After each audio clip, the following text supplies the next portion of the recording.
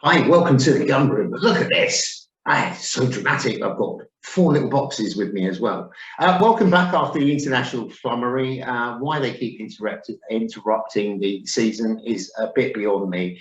We've got everyone with us. I'll introduce Glen Oglaza, former senior international correspondent for ITN and political correspondent for Sky News, who stared into the eyes of Vladimir Putin and lived to tell the tale. How are you, Glen? You all right? I'm very well, yeah. When you look at him, he reaches into your soul and rips out. It's like ice around your heart. It's got a very frightening stare. You know, I bet he's fun at a party, though. I bet he does all sorts of jokes and all sorts. Glen, if you didn't know, is a massive Arsenal fan, and we'll be talking about all sorts with him. Jay, how are you? Yeah, good. Bit tired, but you know how it is. I won't even ask. Paul, you're back again. How are you, sir? You all right? Yeah. Return Just got back from the match. Yeah, I just got back from the Oscars. Just seeing Harry Kane pick as a award for best acting. Yeah, it's all been good, you know. Yeah, he does do a bit of diving, doesn't he? A bit, Lauren. a bit. A bit. Yeah. Didn't well, ask you what you were wearing. He's always on his arse, isn't he? Really. But Lauren, how are you? I'm great, thank you. Glad to be back. Glad to see everyone again. Yeah, 13 days we've had off podders, and we're going to put that right. We've got a absolute big mixed bag for you. We've got lots from the WSL, we've got the Champions League, we've got Leeds versus Arsenal. So we're going to crack on. We'll catch up with Glen in a moment. But before we do, the podcast is brought to you by Manscaped.com. And we are promoting the Performance Package 4.0, which has a sort of nasal and ear trimmer and your downstairs bits. The lawnmower 4.0, we're going to give you a code which you get 20% off, and that code is ARS03. So go to manscaped.com, put that in, and you get 20% off. Right then, Glen, what have you been up to since we spoke in the dark ages of COVID? Because you couldn't fly anywhere, you had loads of things to do, but you couldn't go outside the door. No, so I've written 2 books of memoirs, which sounds a bit pompous, but they're not really memoirs. Love a bit of pomp. They're called When I Stories. They're anecdotes about life on the road and stuff. So I've just got the proofs back today, so they should be published hopefully this summer. And I've also written 3 books of poetry. Who knew that was a poet? And 2 of them are being published this summer, and then the 3rd one's in the pipeline. So you're the person that used COVID properly. Yeah, exactly. I'm the one who learnt Spanish. Yeah. Well done, you. Glen, we speak about Saka every week, so we're going to get your perspective on certain things. So Saka, his development is outrageous. He's just come on leaps and bounds. What have you made of him this season? It's just incredible to watch. Yeah, phenomenal, isn't it? And it's he's doing everything. He can run at players, score goals, make the right pass. He's got it all up here, and he's quite physical as well, which I hadn't appreciated. When he was younger a couple of years ago. He looked a bit like Raheem Sterling, maybe a bit fragile. He does not get pushed off the ball. So first two names on the cheat sheet for me are Saka and Odegaard. That's it. Yeah, I think that was the worry. We were all sort of discussing him. He just looked like a young kid that could get intimidated, but as Jay said a couple of weeks ago, he doesn't take any old nonsense. No. He probably goes for it. While we're on the subject, we spoke about Odegaard where we did a pod, and you said if we get one signature in the summer, has to be Odegaard. Well, that's worked out well, Glen, hasn't it? What a player! Fantastic, brilliant. I mean, he's the new. As far as I'm concerned, he's doing what Ozil should have done, but didn't quite manage to do. As far as I'm concerned, he is the new Dennis Bergkamp. Yeah. He's that good. He's that good. Yeah, he is, absolutely. Well, it's funny you mentioned Mesut Ozil, because we're going to go round the table. Mesut Ozil announced his retirement at the age of 34. Should he be, as many are saying, considered a legend, an Arsenal legend, or could he have been so much more of a career? Let's bear in mind that he had Cazorla, Sanchez, along those lineup, and even Giroud. With that lineup, you would have expected more, wouldn't you, Paul? Yeah, I'd say so. I mean, I think the joy it's quite out with Mesut Ozil, isn't it? Because the flashes of brilliance. I suppose he lacked a certain degree of consistency. I never quite got the criticism that there's certain people like Piers Morgan in particular who always criticise him for being lazy, because I always thought his distribution of the ball was excellent at times. And I always kind of thought with Mesut Ozil, he kind of suffered from a bit of an image problem. Like, I mean, you may or may not disagree with me on this, but I've always had the view that Arsenal fans are rated Jack Wilshere really highly. I never quite got Jack Wilshere, I've got to be honest. Whereas Mesut Ozil was never held in quite the same affection. I didn't think, and I always kind of had this idea that if Mesut Ozil being photographed coming out of Stringfellows at 3 a.m. with a blonde on each arm and ended up in a scrap of photographers, he would have been much more highly rated than what he was. That's just pure personal opinion here, but yeah, I mean, I always thought Ozil was a really good footballer. And okay, you could take a view. He played for an Arsenal side that arguably was in decline compared to the initial Wenger, Invincibles Arsenal team. So you lot are in a far better position to meet a comment there. So I've always liked the guy. I've always thought he's a good footballer. So that's just purely a personal view. Well, this accusation that he was lazy is really unfair. I mean, it's just the way he played. He just strolled out. And actually, exactly. If you look at the stats, he was covering more ground than pretty much any other player on the pitch in almost every game he played for us. So it's just his style. It looked lazy. It was lackadaisical, but it wasn't lazy. I also think he wasn't a legend, though. Not quite. You know what they call that lazy style? Gifted. It's just gifted, and he makes it look easy, and then everyone gets the hump about that. Lauren, some people think it was a luxury we couldn't afford. What's your slant on Mesut Ozil? How will you remember him? Yeah, positively, I think overall. I always remember that sign, and to me, it's kind of, until this point, it's probably the biggest signing that we've got in the Emirates era, let's say. I think he's definitely a player who up until this point has, he's really shaped Arsenal's story in the Emirates. He's been a very, very, overall positive as well. Obviously, it didn't end very well, but look, he's very ruthless when it comes to the big egos. We've seen that time and time again. And, at the end of the day, it was what was best for the team. But I don't think we should let that hinder just how great Mesut Ozil was for Arsenal. And, that kind of player, I always remember the day he signed. It just didn't feel real to me. It was so crazy. Jaw hit the ground. Yeah. Right at the 11th hour, Wenger suddenly pops up with, Mesut Ozil. Yeah. So I think that's probably the main memory I have of him was the first day he arrived, and then everything that came after that it had its ups and downs, but overall I think we have to be grateful for just seeing a player of his quality in an Arsenal shirt when, as Paul mentioned, it was an Arsenal slightly in decline at the time. It was really great to see a player of that quality coming in, and it was, I think overall it was a positive time for him. And I think seeing people's reactions, even his reaction to it was, it kind of put a positive spin on what had been a soured story, if that makes sense. Yeah, Jay, I think the connection between him and Sanchez was amazing. I mean, when they were on song together, it was a beautiful thing to watch. And then when you took Sanchez out, Sanchez buggered off to that lot. It wasn't quite the same for both players, was it? It was like the link had gone, the connection, the telepathy.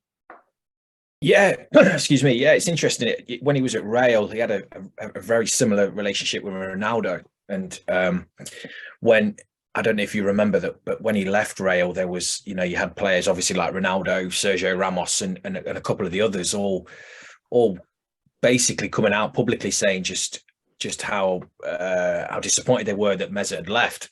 Obviously, we're all over the moon that he was signing, and it's also interesting in Mesut's book.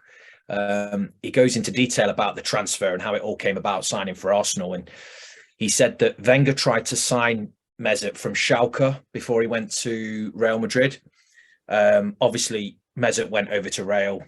Obviously, we all know Real are, whether we like it or not, they're a slightly bigger club than Arsenal, So Mesut went to go and sign, and then there was a contract dispute. And Mesut remembered Wenger's approach, got in touch, and the transfer was made really quickly. But yeah, he had that bond with Ronaldo, and yeah, you're right. When Sanchez left, I suppose, you know, before Mesut signed, we were going through a trophy drought. You know, I think, was it the first season Mesut signed, we won the FA Cup, and I think he was the type of player that, I agree with Glenn, I don't class him as a legend. However, I personally, I loved him, really enjoyed watching him play. Technically a brilliant footballer. Was never going to do your defensive work. He was just never that kind of player.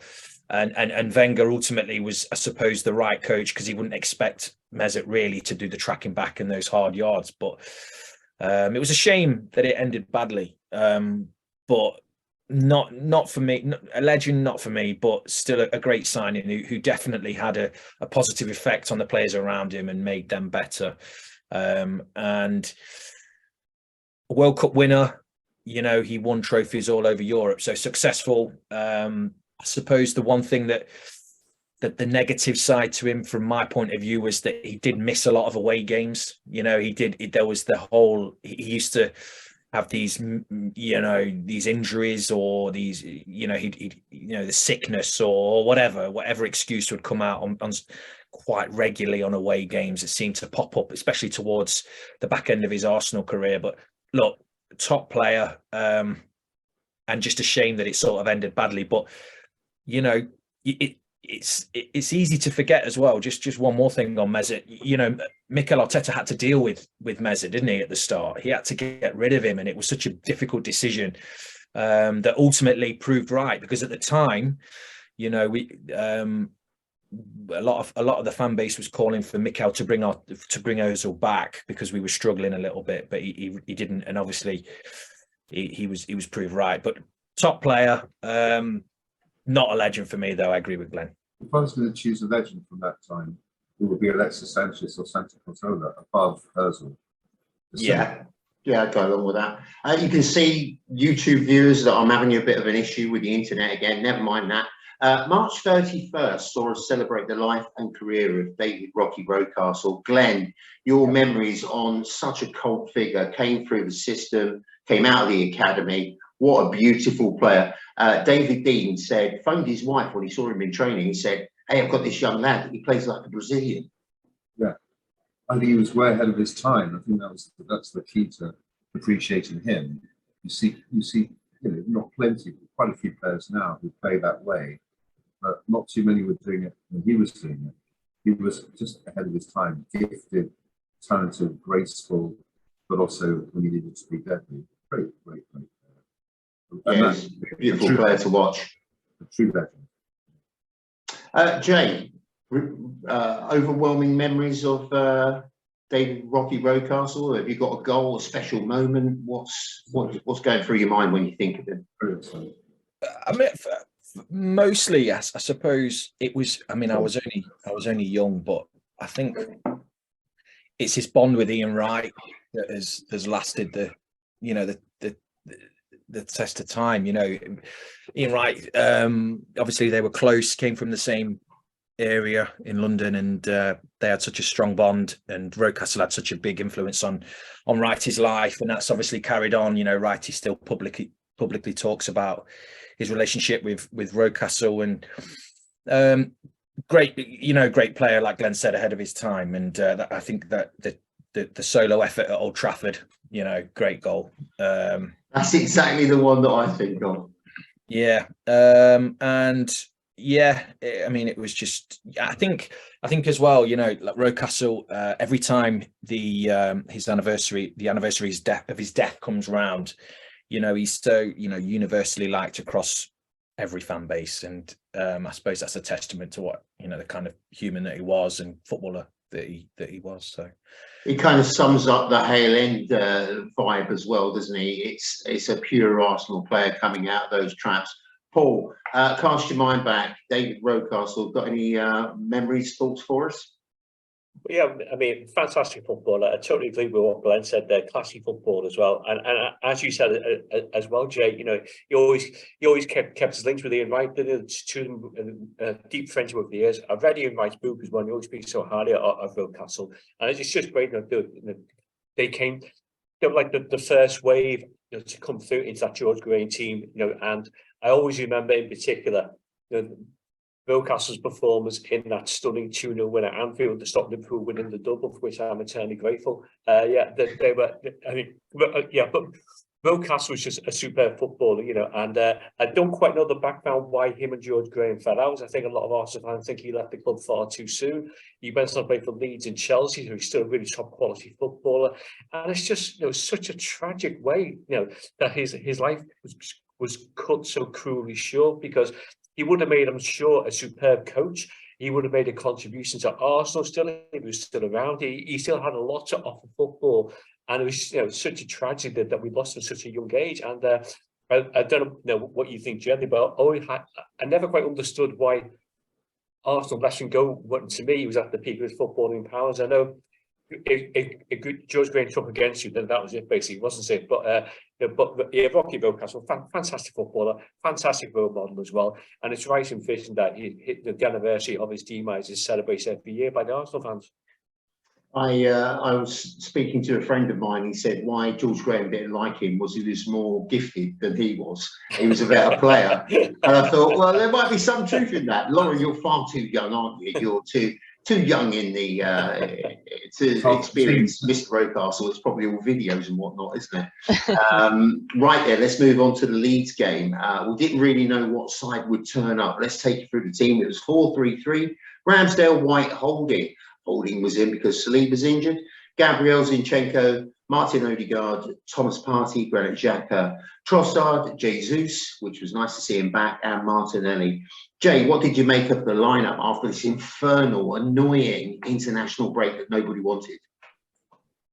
Yeah, I suppose there was no real news about Saliba, was there? Or I couldn't find any, other than he wasn't going to make the squad.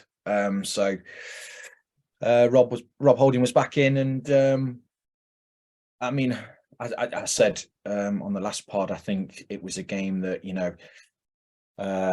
we should be looking to win, and Leeds made it difficult for us, especially in the first half. But our quality showed in the end, and our strength showed in the end. If you're wondering what Glenn's doing, he's actually keeping an eye on the Chelsea Liverpool game for us as well. Yeah. How's that going, Glenn? Huh? How's the game going? No, it's mediocre, isn't it? So, we don't care anyway, do we? We don't care who wins out of that one. I do. Just with Rob Holding, I mean, I think he's done really well. He's not let us down, as Wenger always used to say, just because he only got 2 million. He's actually stepped up. He hasn't done anything really catastrophic so far. And, Saliba's boots are not easy to fill, but I think he's done all right. Mm-hmm. It was great to see Jesus back. And we scored, 4 goals for the second game in a row, which is brilliant. Yeah, it's. I think you discussed it last week, weren't you, Jay, saying about Holding, how well he did. Right, let's get to that game. It was, as you say, first half was a decent contest. It's quite a sort of even thing until we opened up in the second half. They must have thought they'd get something out of the game in the first half. But 11 minutes, Jesus failed to hit the target just outside the box. Xhaka chipped over a ball to the middle of the box. Jesus was leaning back. It was a little bit too short for that gig. 33 minutes, penalty claim. Jesus jinks into the box. Ayling goes to the ground. This was a dodgy one when I was looking at it, because his leg kind of came up twice, and the second one caught him on the knee. Paul, have you got any bones with that? Have you got any complaints, or do you think it was an absolute penalty? Because I thought it was a bit fluffy, that one.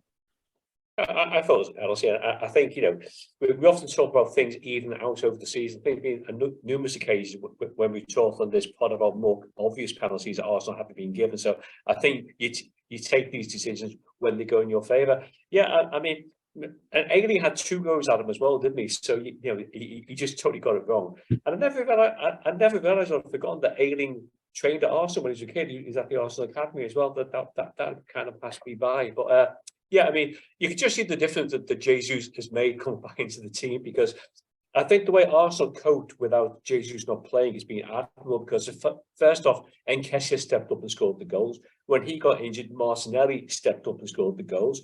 Then Trossard steps up and starts providing the assist. So the whole team has kind of adapted and coped with the absence of Jesus. And now he's come back into the team. For the final nine games of the season, that is such a positive boost for Arsenal to have Jesus, because he televised the Leeds defence, I thought.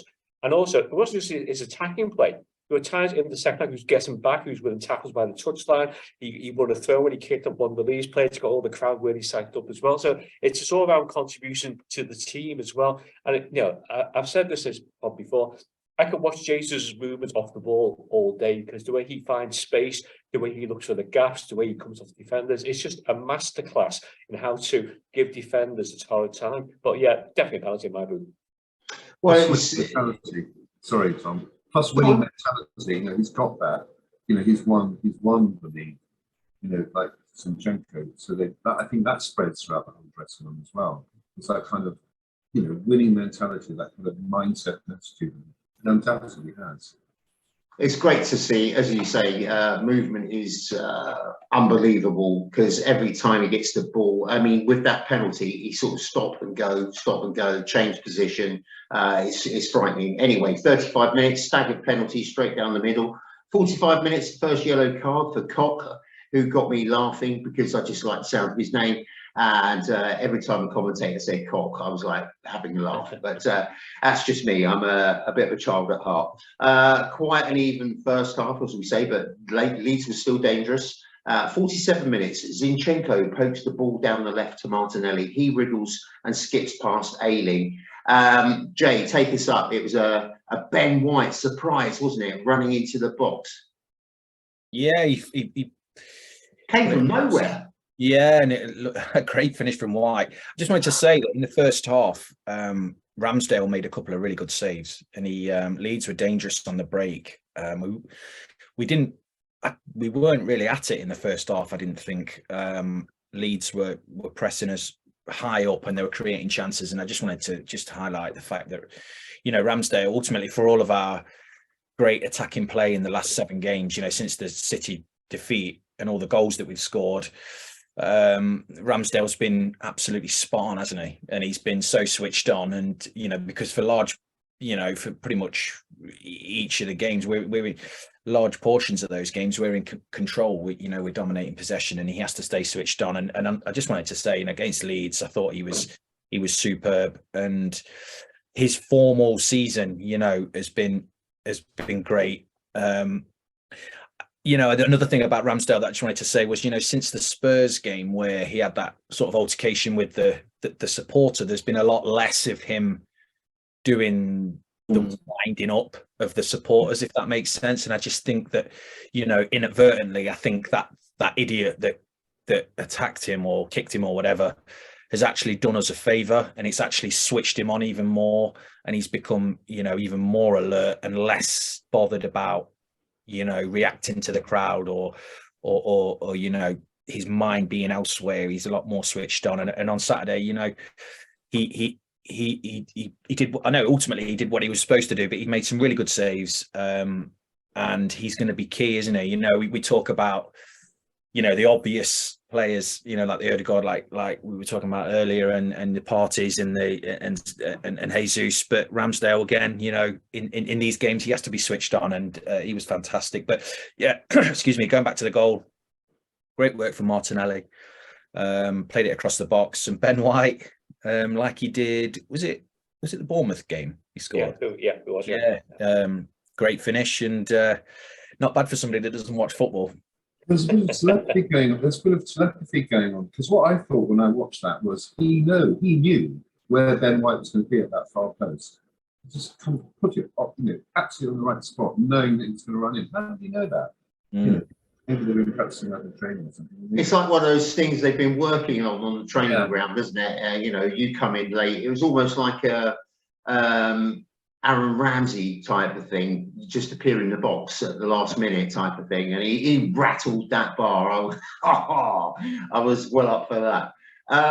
So from that point onwards, Lauren, we started dominating the game. 55 minutes in a sublime move. Arsenal pick up a third.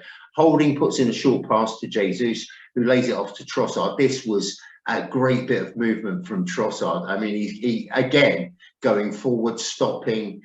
Something that Zinchenko does really well as well. You know, he considers his options, and Trossard got away from Koch, we have to say it again, lashing a low cross to Jesus, who fired his effort into the net. He seems to be back with a vengeance, Lauren Jesus. He seems to have got over this injury, and he's got to be so massively crucial to this 9-game running. Yeah, for sure. I think, you know, when we talk about this goal, we have to mention Trossard. It was an absolutely beautiful bit of play. What a signing. And we're going to say it every week now until for every week he's with the club, I believe. What a signing, you know. It looks like he's been there. It's just a masterstroke, isn't it? It's perfect. I've never met a better match. You know, it's as if he was just made to play for Arteta's Arsenal. It's fantastic. You know what he brings to the team. You know, and I think maybe that's perhaps what Jesus was missing earlier on in the season when he was having a bit of a goal drought as well, was that player who's able to pick those really short passes in the box and always know where he is and create a bit of space for him. But you know, Trossard's assist was amazing, but it was Jesus's goal, and I'm really delighted that he got a goal from open play as well. You know, he came out of his first start back in the Premier League with a brace.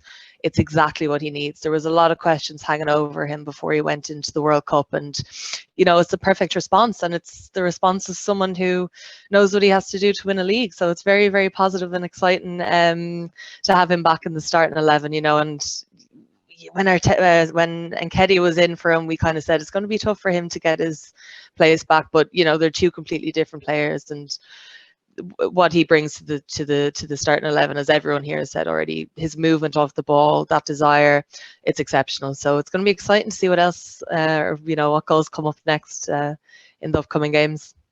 I think you're right. Trossard is, for me, the bargain of the transfer window. I mean, it's just ridiculous how good that lad is. I knew he was good, but he seems to be the final piece of the puzzle that could go right away across the front line. Jay, if you were Jesus, would you be, as a former striker, sir, would you be a little bit hacked off that you got hooked off? No. I think he's, you know, he's although he's not a veteran by any means, but he's been around long enough. You know, he's had some injuries. You know, when he had a serious injury at City, and he's been out for a while this season. He knows the score. You know, like he's going to be absolutely key to the running, and he knows that. So he needs to be managed correctly. And I just want to second to what Lauren said. It was great seeing him get that goal from open play, and in and around the box, he's so lively, and his movement is so good. It really is. You could watch it all day, and he's so difficult to mark. I have. So difficult to mark because he picks up those spaces just in between the defence and midfield, and he drifts in and around, and so quick. And I mean, what's he on now? Is it 8 goals this season? 8 or 9? You know, if he could get towards, you know, head towards the 13, 14, you know, could be the difference between what we all really want and not, you know, getting it and not getting it. Because, you know, at Anfield, I'm sure we're going to talk about that game. You know, they've got a back four, or, you know, especially their centre backs, whoever they play at the minute, aren't the best, and they're not the quickest, and he could be absolutely key. His movement in and around the area, nipping in there and getting into those spaces could be absolutely key. So it's really, really encouraging to have him back.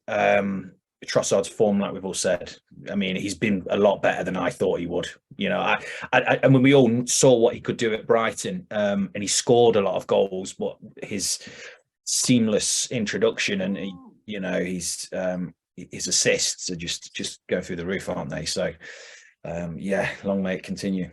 Glenn, we're going to come to you in a sec for the Odegaard goal. Sorry, carry on. Me, I was just going to say we could have paid 80 million for Mudrack and Mudrack. Mudracking. You know, and we got Trossard, and what, you know, look at how the guy's done at Chelsea. He's not fitted into the Premier League particularly well, whereas Trossard was already the already made article, and you know, I agree with what Lauren and everyone else is saying, that it looks like he's been playing for Arsenal for years. He just plays that Arsenal way. It's such as you just said, it's a seamless fit. It's amazing. Yeah, it's absolutely right. Let's go to the 76th minute, Paul. You're going to shine some light on why we're so inept at the back, because yet another ball was given away. The goal shouldn't have been, really. Harrison rushes forward with the ball, given too much space. No one went in, Paul. What's going on with the Arsenal? We're just shipping some really shoddy, shitty goals. Well, I think the goal happens at a time when the game's won, isn't it? You know, so you can understand the players aren't quite as, they're not quite as alert defensively as what they would be if the game was balanced at 0-0 with 15 minutes to go. Yeah, it was. It was almost like the Arsenal defence in particular were around the edge of the box, looking at Christensen and almost like inviting them to take the shot, thinking nothing's going to come of it. And to be fair, if hadn't hit Zinchenko, nothing would have come because Ramsdale had it covered anyway. So it was unlucky to do. It's a wicked deflection, and it just takes it completely out of Ramsdale's path. And I totally echo what Jay was saying before. By the way, I think Ramsdale, since that incident at Tottenham, which he's been so reliable, and you know, some of the saves he made in the first 10 minutes or so of the game at the weekend, you know, kept Arsenal, kept the scores level, and then that laid the platform for Arsenal to go and win the game. Yeah, I mean, you know, obviously you don't concede a goal at any stage in the match because, you know, if you had a scenario where this title decided on goal difference, little mistakes like that could end up costing you dearly. So you want to get the clean sheet. And it was quite good as well, wasn't it, that, you know, City were on the high from beating Liverpool 4-1, but Arsenal respond with a 4-1 win. So City don't gain on the goal difference either. So I thought that was quite a crucial factor also. But yeah, it's just, you know, it's, I think most Leeds fans in that situation would not have backed Christensen to score. And I think it really is down to the Arsenal defence backing off. And it's just a wicked deflection. And there really is nothing you can do about that. Yeah, it was very disappointing. Ramsdale was beside himself. Yeah. If looks could kill, there'd be about 3 defenders gone. Glenn, 84 minutes, my goal of the match. Another illustration. I've come to you, Glenn, because we are firmly in the old Odegaard camp. When they were saying he was a waste of money, there we were pitching away for him. Saka gets down the right flank before playing it to Odegaard, who's free, and the Arsenal captain chips. What a sublime ball for Granit Xhaka. It's just there, isn't it? Yeah, and he's been another revelation since Arteta got playing Xhaka further forward. You know, he's been a totally different player. Because he's not a defensive midfielder anymore, he doesn't need to make those stupid tackles to get some cards. And he's actually scoring goals and causing a lot of problems for defences. Great to see. And again, I think it's almost like there's a telepathy going on here. This team really understand each other. And so they kind of know where they're going to be at any given moment, which is, you know, unusual. Fantastic. Hasn't happened for us for years. So it's great to see. I was kind of thinking when Odegaard, he took the ball's at his feet, he took one look and he just popped that ball across. And I thought, what's Xhaka doing there? Because the difference between what he was in the past and what he is now is unbelievable. Right then, let's just wrap this up with the stats. We'll do Arsenal first, then Leeds. 13 shots for Arsenal, 7 for Leeds. 6 shots on target for us, 5 for them. I don't remember that. 68% possession for us, 32% for them.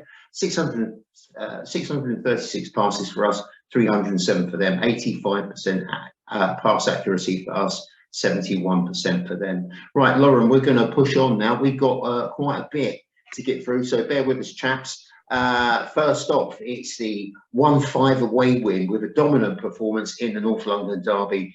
You said last time out that this type of result was to be expected, but I mean, it was an incredible performance, wasn't it, under the circumstances? It really was good. Yeah, we just came out, we looked the better team throughout the game. You know, obviously they were playing at home, but there was no atmosphere. There was nothing. It was really funny actually because, you know, obviously it was the men's international break. So a lot of the teams were taking the opportunity to play in, you know, the men's stadium. So games were held in Old Trafford and such, but Spurs decided against that, and they had a rugby match in the Tottenham Stadium instead. So, serves them right. But no, it was a great win. It was a comfortable win. 5-1. It was just a deserved win, I would say, and it put us in a really good position going forward, because it was a tough run of matches. I'm going over this very quickly because there's much more exciting games that we have to discuss.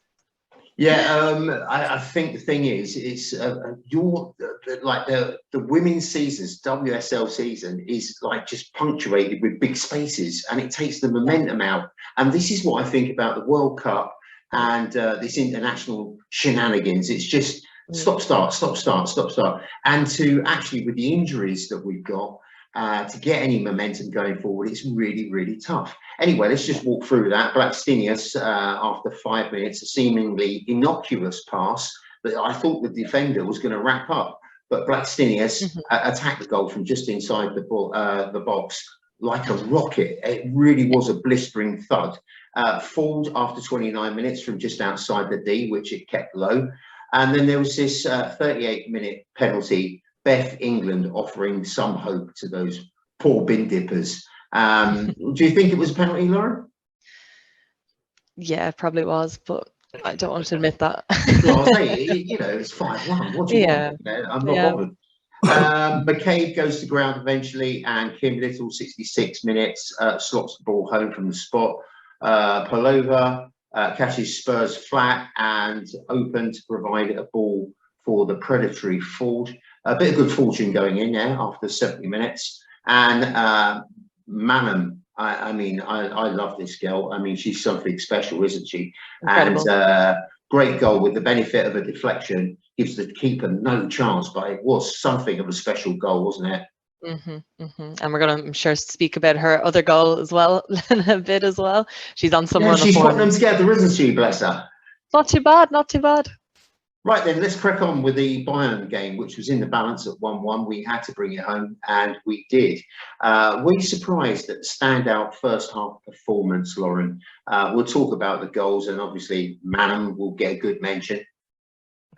I wasn't surprised. We obviously lost so it was our away game. They were playing at home in the first leg, and to be honest, we completely dominated in the second half. We should have come away with the win in that game as well, but we didn't. There was a few bad decisions on the night from the referee, got a bit unlucky, but I think from that game the girls took a lot of confidence going to the Emirates. This is a really, really good Bayern team as well, but we were able to absolutely, 1-0 away from home. We kept them pretty tame, and like I said, we should have had more we should have really come away with the win in that game. So I think there was a lot of confidence going into the game, so I wasn't surprised, but I was happy with it for sure. Right, well, let's walk us through that team for the Bayern game, Lauren. You got your sheet there? I do. I have it here. So we had Zinsberger was in goal. Maritz was at right back. We had the classic pairing at the back of Williamson and Raffaele, and Katie McCabe was playing left back. Kim Little, Manham and Valti were in the midfield. Blackstenius started up front with January signing Palova on the right, and Caitlin Ford, who was unstoppable at the moment, on the left. Lauren, it was a big blow. Just around 10 minutes, Kim Little was fouled through on goal and was forced to limp off. I mean, that's a disaster, isn't it? Like we're just racking up the body count. It's pretty horrendous. Yeah, I mean, she's arguably our most important player, our captain as well. The wealth of experience that she has in the midfield, in all the competitions, with the relatively young team around her, it's really crucial that we have a player like her on the pitch. Unfortunately, it looks like a pretty nasty injury, so we don't know how long she'll be out for. Yeah, as I say, we'll be lucky to get 11 players on the pitch soon at this rate. As good as we were in attack in first 45, we had to dig in for the second 45. Defensively, the girls pulled off quite an all-round performance, didn't they? Let's talk about your thoughts on the game and if we can go all the way in this competition, because we are now, I think there's 2 English teams. Is the other one Chelsea in the semi-finals, which is an incredible achievement, and especially with all the backlog of injuries and stuff. Absolutely. No, the game itself was amazing. I mean, I'm not sure if anyone else has seen the goal from Manum on the day. It was stunning. What a back heel pass from it, classic Arsenal goal. You know, classic Arsenal goal. It was all over my Instagram, my Twitter. Incredible goal. Probably one of the goals of the season, I would say. It was a great performance. Look, it's a tough competition, but it's our first time in the semi-finals in a decade, I believe. So it's something to be very, very proud of. Chelsea, obviously, the other English team in the semi-finals as well. Chelsea face Barcelona. Arsenal are going up against Wolfsburg in our semi-final. Do we have a chance? Sure. I didn't think we had a chance against Bayern. I didn't think we had a chance against Lyon. Oh, Lauren, write us off, please. Write us off again, because that's when we come through. It always seems to work. It always seems to work. Look, I honestly think the best any team can do at the moment is getting to the final against Barcelona. That women's team is probably the best team in Europe, hands down, full stop at the moment. I don't see anyone getting past them. But, you know, if we could get to a final against Barcelona, I would be very, very happy with that result. I tell you what I do like is I sort of watch both games, the women and the men's, and I think, oh, that's a cracker of a goal. And then you get another cracker of a goal, and you think, oh, I can't choose between them now. Manum strike after 19 minutes, lovely slick play, precise passing down the right, both in and out of the box, and then it pinged to a brilliant. It seems like 25 minutes, I think it was. Sorry, I got rambly there. 25 minutes, the ball wouldn't go out, and Bayern gave up defending. Massive pockets of space on both flanks. Palova drops it from right to left. McCabe, in a cornfield of space, we're just painting that, we're embellishing it, rushes forward to the byline, pops it across to a rising Blackstenius. There could have been so many more goals, couldn't there, Lauren? Williamson, Blackstenius, Manum, Blackstenius again. A header was kept up from Blackstenius at the end. Best move for me was Palova, back heel to Manum, forward scoops it over. Absolutely sublime. Another blow, though, we got McCabe, injured her left foot in the dying stages of the win. I mean, they're falling apart, these girls. What are they doing? They are, and look, my heart was in my absolute throat when McCabe went down. She's not a player that goes down injured easily. You know, she was down for a while. After the match, she was hopping around the pitch with a boot on her foot and in crutches, only to come back and play the game on Sunday and have a player of the match performance. I don't know what she's made of, but can we get more players like her, please? That's what we need in the team. It's just like every time I look round, like we've got to lose someone else. It's really quite annoying. Right, let's do the stats. Arsenal and then Bayern, 44% possession for us, 56 for them, 14 shots for us, 4 for them. That's the dominance, isn't it? There, 8 shots on target for us, 1 for them, 6 corners for us, 7 for them, 8 fouls, 9. So a bit feisty. It's feisty, yeah, for sure, for sure. A lot of cards flying. Lastly, Lauren, before we get out of breath and have some sort of, I don't know, you pass out or something, Arsenal versus Manchester City saw the Mancunians completely in control in the first half, and they deservedly took the lead from Shaw, the Jamaican girl, wasn't she, which found the corner of the Arsenal net from a flowing move at around the 5th minute mark. What a goal that was. If you haven't seen it, go onto YouTube, because it's the most perfect header you will ever see. Lauren Hemp could have added to the scoreline, but sliced it over the bar. They had us on the rope for the opening 45 minutes, but like the Bayern game, we came out fighting for the 3 points. In the second half, Arsenal set about wrenching the game out of City's hands. In the 62nd minute, Freedom Allen again. Walk us through that. Yeah, it was a great goal. It wasn't a great goal, but it was a good move, you know. It was scrambled, wasn't it? It was. I think Katie McCabe put a good ball into the box, and there was a bit of scrambling for it, and Manum got a bit lucky, but you know what? She scored some crackers, so we'll let her have a scrappy one every now and again.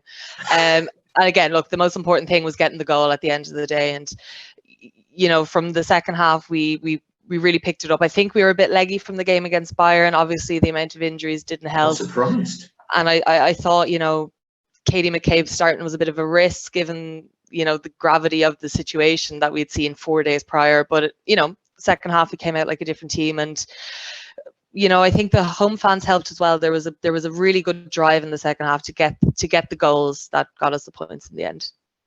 Yeah, we spoke about Man. Let's cover the last goal. 74th minute, McCabe made sure of the vital 3 points by collecting short corner and thundering a shot into the net. City piled on the pressure late on, but couldn't find a way through.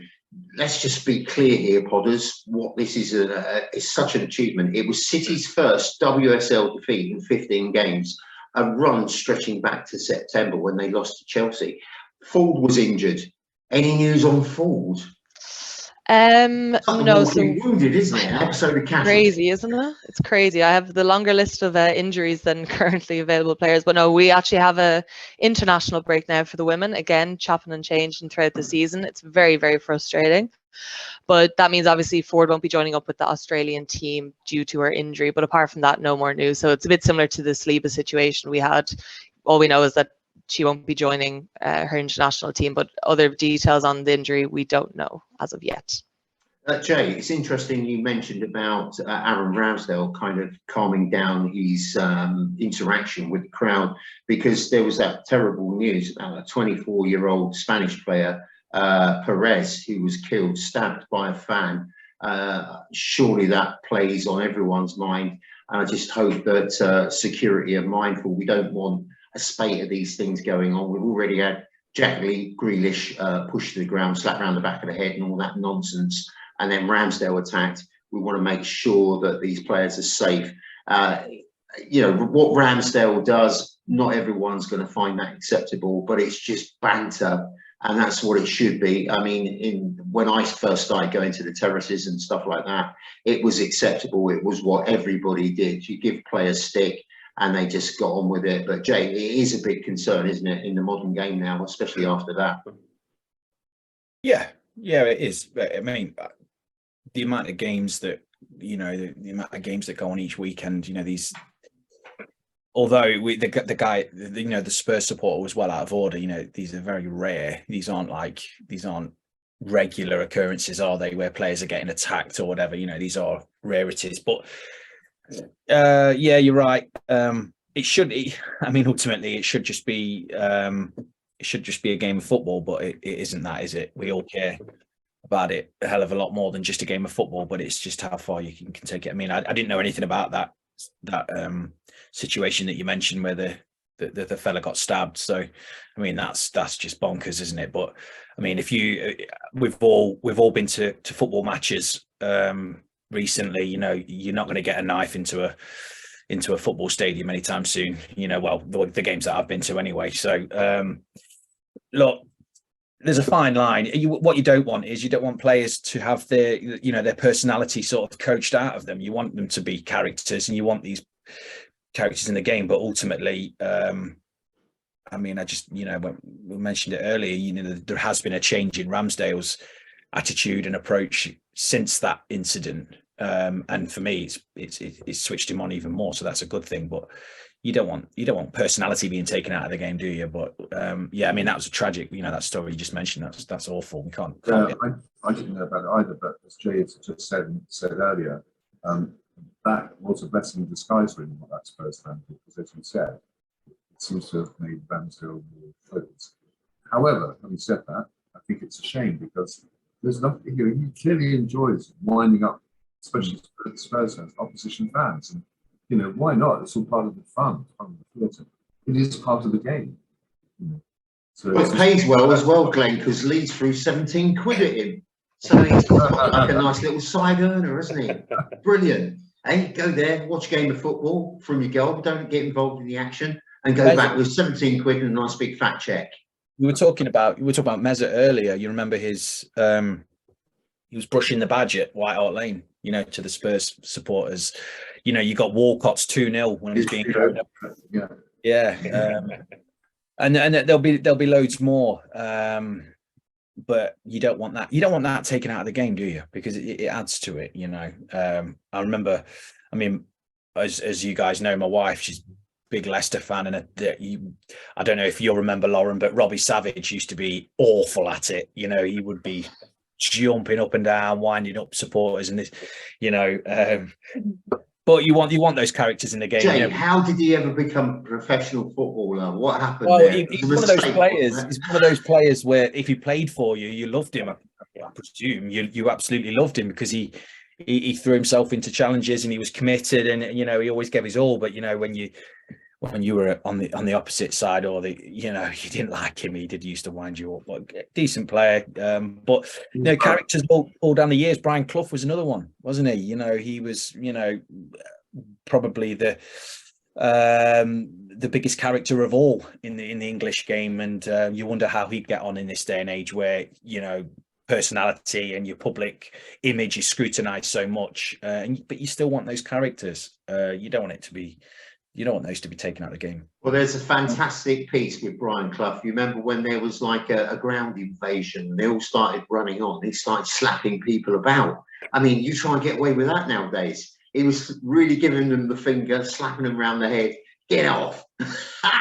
Unbelievable. My favourite Brian Clough quote is, on paper, we were the better team. Unfortunately, the game was played on grass. I love Brian Clough. He was absolutely excellent. He was everything that was good about football at that time. And he took very ordinary teams, unfashionable teams, and he got unfashionable players. And they all somehow went together and created legends at Derby and Nottingham Forest. I mean, Forest really got on the map when Brian Clough there. Sorry, Potters, rambling on a bit. Let's have a look at the Liverpool game, which is coming up thick and fast. Paul, we're going to start with you because you're the other side of the divide. Liverpool been very patchy this season, but they've still got the tools to do the job, and we don't really know which Liverpool is going to turn up. What's your thoughts on this game? Well, I think it's the next 4 games to me decide Arsenal's season. You know, away at Liverpool, away at West Ham, home against Southampton, away at City. I think, you know, come out of those 4 games with a total of 9 points, and I think that, you know, the league's looking pretty secure. Liverpool. I mean, they're very inconsistent, but at home they're still quite a formidable opposition to play against, and I think that the crowd's going to be really up for this game because they'll want to see Liverpool, you know, defeat the champions-elect at Anfield. But I think once again here, you know, that Arsenal, you know, it's a real good chance here for and Arteta with his Everton connections, he's going to want to get results at Anfield as well. So. Best of both worlds, Paul. It is, yeah, and obviously, you know, every Everton fan will be rooting for Arsenal, because you know, most Everton fans want Arsenal to win the league because you'll stop City winning the league, and if City win the league this time, the equal Everton's number of title wins, so we can still claim with a bigger team than City at the moment, which I love. But anyway, digressing here. No, it's going to be a fascinating contest, and I'm not quite sure the best way to approach it. I can see Saka absolutely having a field day against Terence Derby in Liverpool defence. I can see him just turning him inside out. And as you said before, Jay, I think Jesus up against Matic and Van Dijk. Well, there's only one winner there. It has to be Jesus. So I think what Arsenal has to do is not concede the first goal. I think if you could get the first goal, that gets the crowd up and gets everyone motivated, and you'll get a different performance from them. So I think it's almost like it's not quite like the 89 game, but it's a game where you think Arsenal just need to contain Liverpool at the start. You know, just let them burn themselves out, and then start to impose yourselves on the game. You know, Saka in particular, and I think Trossard got a hat trick last time playing Anfield for Brighton. So once again, you know, he's going to be a key player in that game as well. But Liverpool defensively have had an awful season. They've had a really poor habit to concede the first goal. If Arsenal get the first goal, they go on and win this game quite comfortably, I think. But it's crucial for them to get the first goal. You know, a draw at Anfield is not the worst result because it keeps the momentum going. But you know, Arsenal, the form team, you've won the last 7 Premier League games. Liverpool have won 1 of the last 4 or 5. So everything is in Arsenal's favour here. And I just think it's an opportunity to make a statement, take advantage of the inherent weaknesses in the Liverpool team. I mean, they've made 6 changes tonight, haven't you, Glenn? You've been watching the match, haven't you? Yeah. Van Dijk's injured or ill or sick or something. They've been mediocre. It's just finished that. So, no. Because Chelsea are 11th. They're not even. And Chelsea are no great shakes either. So I think it's a real opportunity. I think it will be a real statement for Arsenal to go there and win. And you'd also have the added pleasure of making it less likely that Liverpool get a Champions League place. Absolutely. Lauren, you're Mikel Arteta at this moment. Who'd you put in your front three? Because you've got Martinelli, spanking form, Jesus, Saka, Trossard. Scratch of the head. It's a tough one. I think, I mean, obviously Saka's starting as long as he's fit and well. That's a given for me. Martinelli as well. And to be honest, I'm probably going to start Jesus. I think he showed enough in the last game. Give him the 60 minutes and then bring on Trossard and, you know, let the tired defenders deal with what he'd bring. So I think it's a great situation for Mikel Arteta to be in. And yeah, you know, whatever he does, I trust. You know, the last game against Liverpool, he played Tomiyasu as a left back, and that was a stroke of genius. So, you know, let's wait and see what he does this time around. Yeah, he's a bit of a magician when it comes to that type of thing. Jay, how do you see the match going? Do you think early goal, get in control, start hammering it out? What's your thoughts? I think against City at the weekend, they played. Trent was very advanced, and I think Robertson was also very advanced, and it left huge gaps along the back four or three or whatever it was meant to be anyway, and City in the second half just played through them, and all of City's goals were all of about 6-7 yards out. You know, Liverpool made it so easy for them because they were so open, and I think Liverpool at the moment have only really got one way to play, and it is that way. And I think especially at home, I think we'll see a similar setup, and I think that will play right into our hands. I think it will mean Xhaka can get forward. It will mean Ødegaard can get forward and support Jesus. And I would go with Martinelli on the left, Saka on the right, and I'd leave Trossard on the bench to come on, just because I think Martinelli's pace can really peg back Trent. And I think in the centre of midfield as well, if, you know, Partey, it could be another one of his, you know, season defining performances. You know, he was immense at the Spurs stadium, you know, and he's really stepped up in other games this season where, you know, he's ran the show, and I think we could see a similar situation like that. Saying all of that, Liverpool are still Liverpool, and it's still a formidable place to go. You know, for me personally, it's the start of the run-in. You know, it gets, you know, these last two games, Palace and Leeds have been you know, I wouldn't say comfortable, but as you know, as maybe as comfortable as we would hope before a tough run of games like we've got. I would have liked Saliba back, but like Glenn said, and like we've all said, you know, Rob Holding's done really well.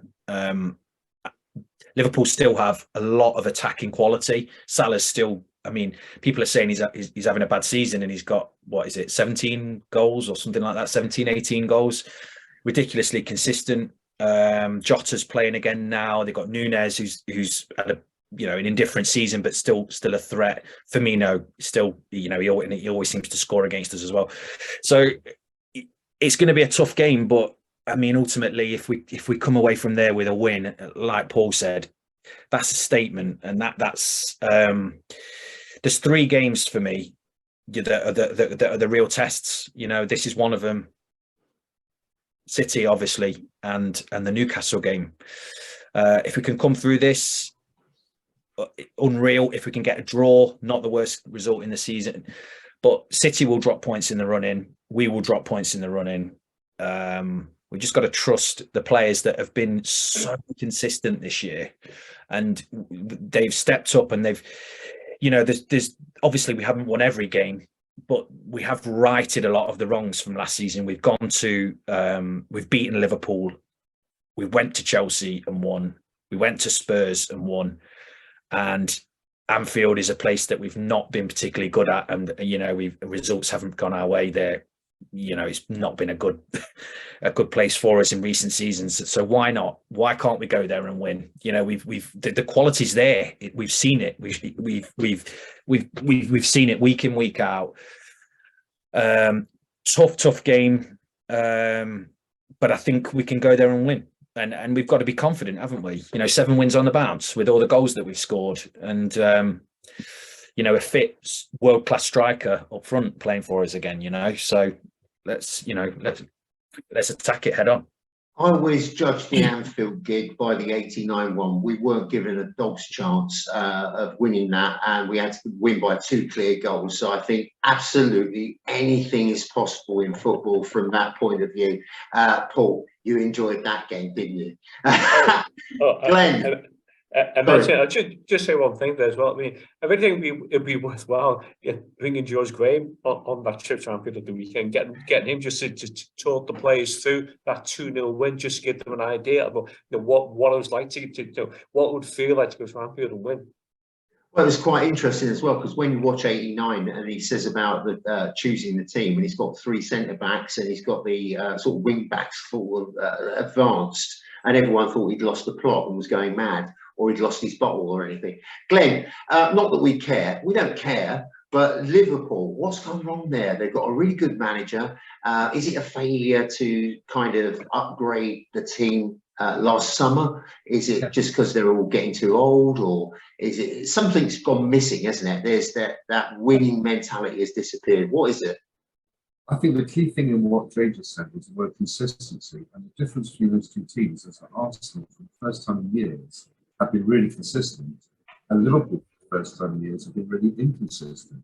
And I think the root of their problem is both the things you mentioned. I think, yes, they're getting on a bit. They're an aging team, but also, why do you sell your best striker and not replace him? I mean, Darwin, the footballer that evolution forgot. He's no replacement, in my view. I mean, some people rate him, but I think so. I think it's a mixture of personnel and the fact that some of them are getting on a bit. Yeah, absolutely. Right, Podders, we've only got a couple of bits left for you. We're going to start by now Saka is apparently about to sign on the dotted line in a deal reported to be worth £300,000 a week. Some are saying Arsenal haven't learned, Lauren, from their previous mistakes of paying mega bucks and getting caught napping. It's a staggering amount for a 21-year-old. Value for money, or are we going down the same track again? Just being devil's advocate. Yeah. He's worth every penny. Give him more, whatever he wants, give it to him. I think we talked about players there earlier, the legends of the Emirates era, and Saka has everything about him to become that player. He's not there yet, obviously. He's 21. We haven't really achieved anything, but if things keep going the way that they're going, and to be honest, I don't really see him go. I don't think the issue is him wanting to leave Arsenal. I think, he's probably trying to push it out to get as much money as he can. But, whatever he wants, give it to him, and no one will be complaining. He's been player of the season for the last 2 seasons, arguably the player of, not just, the Arsenal player of the season this year. He's probably the best player in England, the most consistent player in England. Even the goal that Xhaka scored over the weekend, Zach was able to pull 4 Leeds players around him. It says everything you need to know about the guy. He's unstoppable at the moment. There's just this aura about him. Whatever he wants, give it to him. We'll never learn.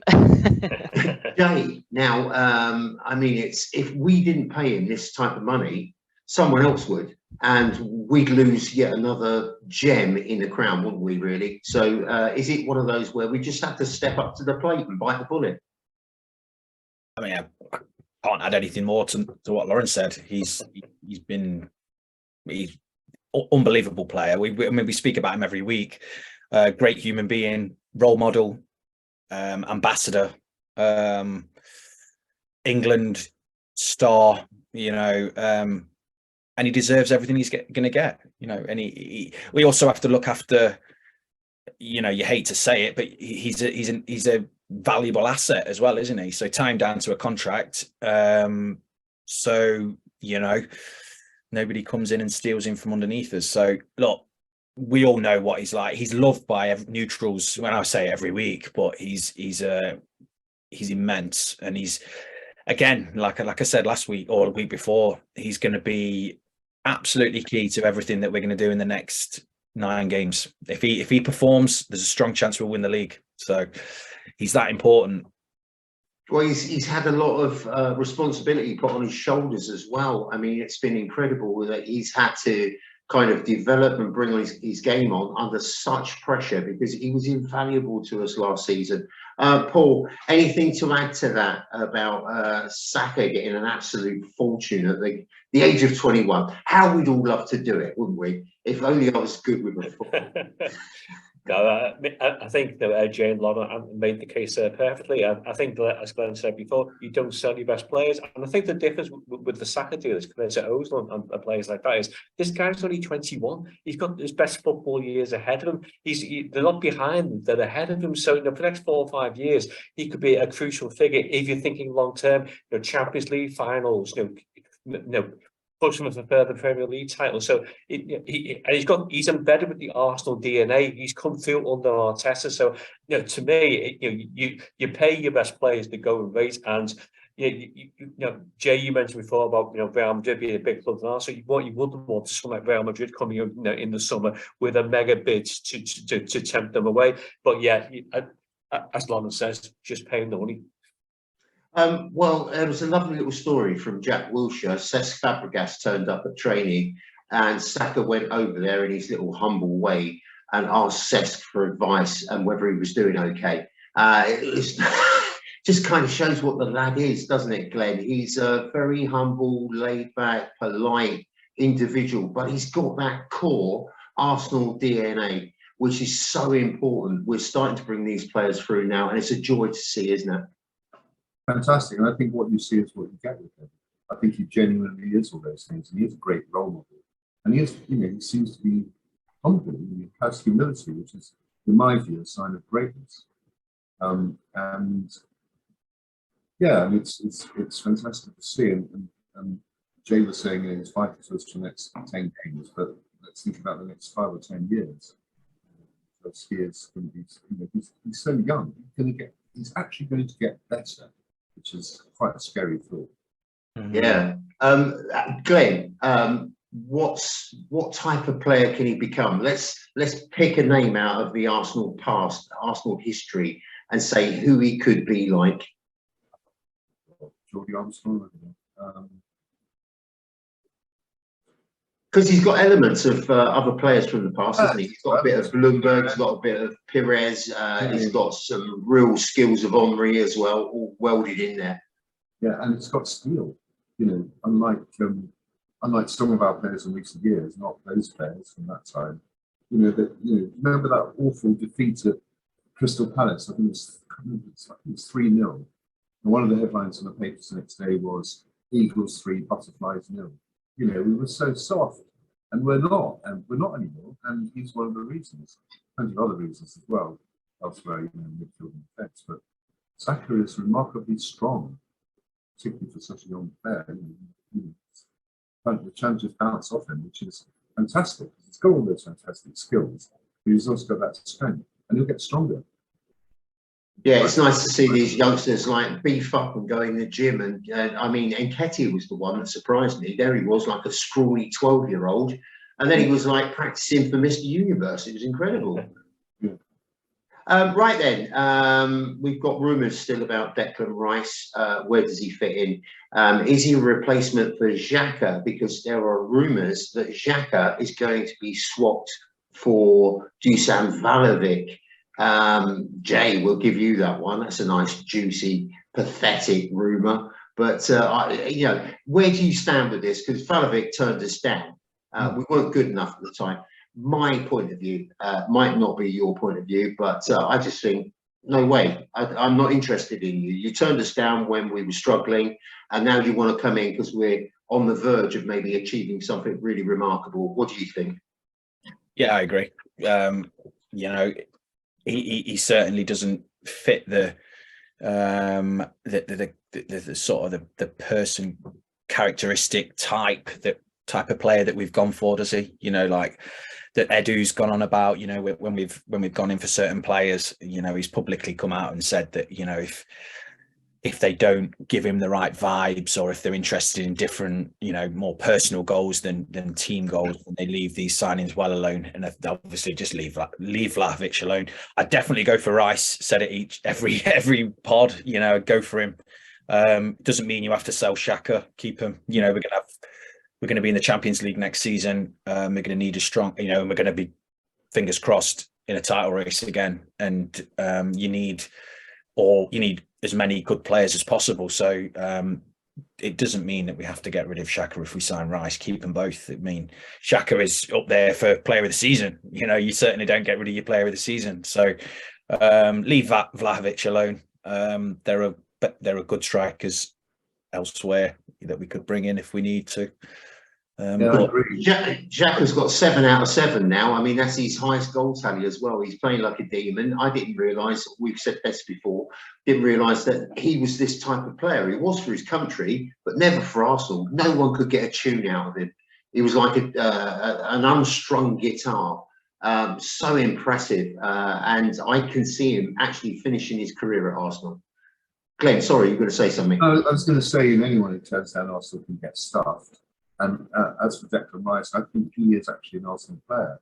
I think he would fit in almost immediately into that, you know, that Arteta mould. And I agree with Jay. You know, don't have to sell Xhaka or anyone else to fit in Declan Rice. And there's room for all of them, because we are hopefully going to have a lot of games this season. Right, I'm going to finish off Podcast Family by doing the predictions for the Liverpool game. I'm going to start first. I'm going to say we're going to go to Anfield, the mighty roar of Anfield. We're going to shut them up and we're going to come back 2-1 winners. Mr. Paul McParlin, what's your slant on this? You can exaggerate as much as you like, to be honest. I think it'll be 89 because it's 2-0 to Arsenal. Wow. Lauren, this is your favourite bit. Love it always. It's one of those games that could go anyway. I really do think that. To be honest, I'd take a draw from it. I honestly would take a draw from it. So I'm going to go for 2-2 prediction. That's where I'm going. Yeah, draw's not too sad. We'll take that. It just keeps us going. Jay? I'm going to be bullet. I'm going to go for 3-1 win. And finally, Glenn. I am very superstitious about making predictions. Really. You don't have to. Don't jinx it on our behalf. Just say Arsenal win. I think we'll win. Well, that sounds good enough, doesn't it? I'm leaning towards Jay at 3-1. I think we'll win. We'll definitely win. That's all we need is the result. I mean, you know, a draw or a win, that will do us. Podcast Family, we're racing towards the finish line. You can see it there, can't you? It's interesting. We're getting Tom, before we go, can we just talk about Keane's goal last night against Spurs? Please. Absolutely. Yeah, fire away. Can we just ask what was it like? What was it like when that went? Jay, it was absolute bedlam. It was absolutely fantastic because Michael Keane, you know, is a very unlikely scorer for Everton, but when he scores some wonder goals. He scored the goal that goes back again against Paris last season, and as he was going towards the penalty area, you know, you think, what's he going to do? And he just unleashed a shot of such power, the swerve on that took it into the net. And yeah, it was an absolutely superb goal. And yeah, if you watched on TV, you probably got a sense of how noisy it was when that goal went in. Yeah. And you know, I think I thought we deserved it because I thought we played better with 10 men than Tottenham did with 11. And we absolutely pulverised in the last 15, 20 minutes. And we possibly could have got 3 points from the job. But yeah, it was a fantastic feeling. And, you know, it's like sometimes when it's a game where everything's going against you. You've had a man sent off, you had a penalty given against you. You're down to 10 men. The clock's winding down. And you get a last gasp equaliser from the most unlikely source. And it almost feels like a win when you come out of the ground. So yeah, Jay, it was absolutely brilliant. I'm so sad. I've watched it about 4 times again today. It was an absolutely brilliant goal. And if one of the Arsenal centre-backs can come up with a goal like that on Sunday, I should be celebrating with you. I hope it's Rob Holding. That would be brilliant, wouldn't it? That would be superb. Rob Holding, the mystery man who just turns up at last minute. Screamer. Guys, it's been brilliant. Thank you very much. I've got all sorts of crap come up on my screen, so I can't really see you or myself. But thanks very much for joining us. Podcast Family, thank you for your subscriptions. Thank you for your increased viewership and listenership. And we will see you next time around where hopefully we stuff the Liverpool bin dippers. That's the best way of saying it, isn't it? Thanks very much. Take care. Cheers.